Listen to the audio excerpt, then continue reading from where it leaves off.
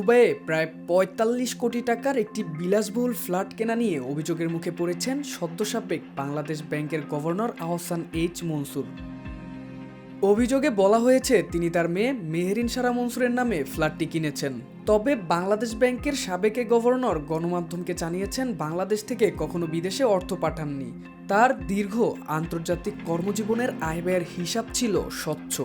তার বক্তব্য অনুযায়ী ফ্ল্যাটটি তার মেয়ের নিজস্ব অর্থায়নে কেনা হয়েছে এবং দলিলে তার নাম যুক্ত ছিল কেবল আইনগত আনুষ্ঠানিকতার একটি অংশ হিসাবে। তবে দুবাই ল্যান্ড ডিপার্টমেন্টের নথি বলছে ২০২৪ সালের ২৪ ডিসেম্বর দুবাইয়ের আল জাদ্দা এলাকায় ফ্ল্যাটটি রেজিস্ট্রেশন সম্পূর্ণ হয়। দলিলের মালিক হিসাবে আহসান এইচ মনসুর ও মেহেরিন সারা মনসুর উভয়ের নামই উল্লেখ রয়েছে। সেখানে আহসান এইচ মনসুরকে অভিভাবক হিসেবে উল্লেখ করা হয়নি।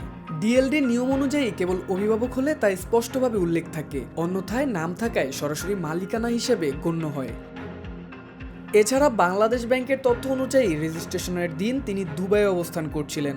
সম্পত্তি নিবন্ধনে ক্রেতার সরাসরি উপস্থিতি ও স্বাক্ষর বাধ্যতামূলক যদি না পাওয়ার অফ অ্যাটর্নি ব্যবহৃত হয়। তবে আলোচিত ওই ফ্ল্যাটের দলিলে কোনো প্রতিনিধির নাম উল্লেখ না থেকে বরং সরাসরি স্বাক্ষর থাকায় বিষয়টি বাংলাদেশ ব্যাংকের সদ্য সাবেক গভর্নর আহসান এইচ মনসুরের সরাসরি শারীরিক উপস্থিতির দিকেই জোরালো ইঙ্গিত দেয়। ফলে তার বক্তব্য ও দলিলের তথ্যের মধ্যে যে অসঙ্গতি দেখা যাচ্ছে তা নতুন করে আলোচনার জন্ম দিয়েছে।